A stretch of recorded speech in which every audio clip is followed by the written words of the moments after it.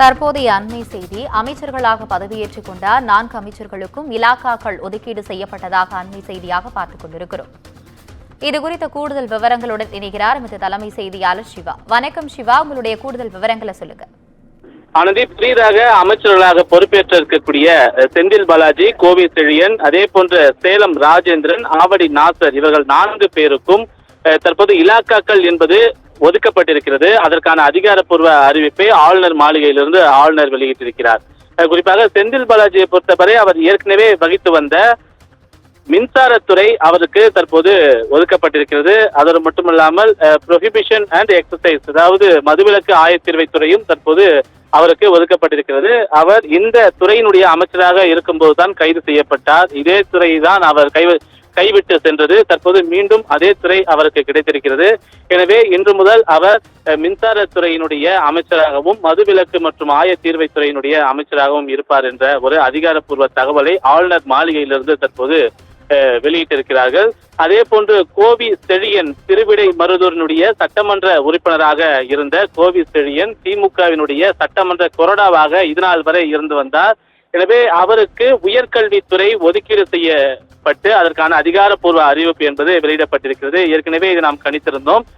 அவர் ஒரு பட்டியலத்தை சார்ந்தவர் என்பதால் இந்த துறை அவருக்கு ஒதுக்கப்பட்டது சமூக நீதிக்கு ஒரு அடையாளம் என்பதை எல்லாம் தலைமைச் செயலகத்திலிருந்து அரசு வட்டாரங்கள் பேசப்பட்டு வந்த ஒரு தகவலை ஏற்கனவே நாம் தெரிவித்திருந்தோம். அந்த அடிப்படையில கோவி செழியனுக்கு உயர்கல்வித்துறை ஒதுக்கீடு செய்யப்பட்டிருக்கின்றது. இந்த உயர்கல்வித்துறையின் கீழ் இருக்கக்கூடிய தொழில்நுட்ப கல்லூரி, அதே போன்று அறிவியல் சார்ந்த ஒரு கல்லூரி என அனைத்து வகையும் இந்த உயர்கல்வித்துறையில் அடங்கியிருக்கிறது. எனவே உயர்கல்வித்துறையினுடைய புதிய அமைச்சராக கோவி செழியன் நியமனம் செய்யப்பட்டிருக்கிறார். அதற்கான பதவியேற்பு சற்று நேரத்துக்கு முன்பாக நடைபெற்றிருக்கக்கூடிய நிலையில அதற்கான ஒரு இலாக்கா அறிவிப்பை ஆளுநர் மாளிகையிலிருந்து தற்போது அதிகாரப்பூர்வமாக வெளியிட்டிருக்கிறார்கள்.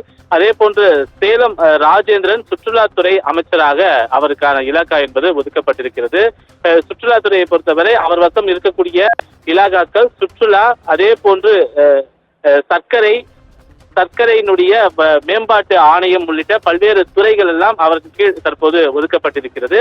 அதே போல ஆவடி நாசரை பொறுத்தவரை இதற்கு முன்பு பால்வளத்துறை அமைச்சராக இருந்த அவருக்கு தற்போது சிறுபான்மையினர் நலன் மற்றும் வெளிநாடு வாழ் தமிழர்களுடைய நலன் சார்ந்த துறை ஒதுக்கீடு செய்யப்பட்டிருக்கிறது. எனவே வக்ஃபு வாரியத்திற்கும் அந்த துறையை சார்ந்த ஒரு அமைச்சராகவும் இனி முதற்கொண்டு நாசர் தான் இருப்பார் என்று தெரிவிக்கப்பட்டிருக்கிறது. ஏற்கனவே செஞ்சி மஸ்தான் இந்த துறைகளை எல்லாம் கவனித்து வந்த நிலையில அவரை அமைச்சரவையிலிருந்து விடுவித்து விட்டு சிறுபான்மையினராக இருக்கக்கூடிய மற்றொருவர் ஆவடி நாசர் ஏற்கனவே அமைச்சராக இருந்திருக்கிறார். பால்வளத்துறை அமைச்சராக இருந்த அவருக்கு தற்போது சிறுபான்மையினர் நலன் மற்றும் வெளிநாடு வாழ் தமிழர்களுடைய நலன் சார்ந்த துறை ஒதுக்கீடு செய்யப்பட்டிருப்பது தற்போது ஆளுநர் மாளிகையிலிருந்து அதிகாரப்பூர்வமாக தெரிவித்திருக்கிறார்கள்.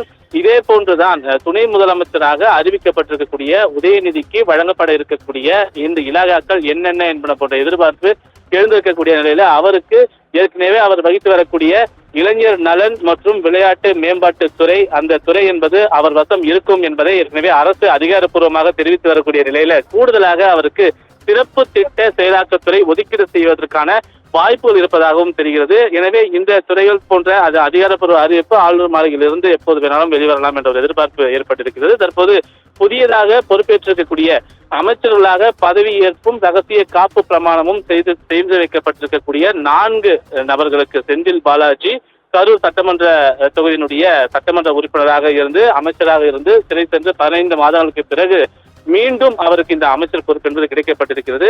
அதே போன்று திருவிடை மருதனுடைய சட்டமன்ற உறுப்பினராக இருந்து தற்போது உயர்கல்வித்துறை அமைச்சராக இருக்கக்கூடிய கோவி செழியன், அதே போன்று சேலம் வடக்கு சட்டமன்ற தொகுதியினுடைய சட்டமன்ற உறுப்பினராக இருக்கக்கூடிய ராஜேந்திரனுக்கு சுற்றுலாத்துறை, ஆவடி சட்டமன்ற தொகுதியினுடைய சட்டமன்ற உறுப்பினராக இருக்கக்கூடிய நாசருக்கு சிறுபான்மையினர் நலன் வெளிநாடு வாழ் தமிழருடைய நலன் சார்ந்த இந்த துறை என இந்த 4 அமைச்சர்களுக்கும் இந்த இலாக்கா என்பது தற்போது அதிகாரப்பூர்வமாக அறிவிக்கப்பட்டிருக்கிறது. மீதம் இருக்கக்கூடிய இந்த துணை முதலமைச்சருக்கான இலாக்கா எப்போது வேணாலும் வெளிவரலாம் என்ற எதிர்பார்ப்பு தற்போது எழுந்திருக்கிறது. ஆனந்தி,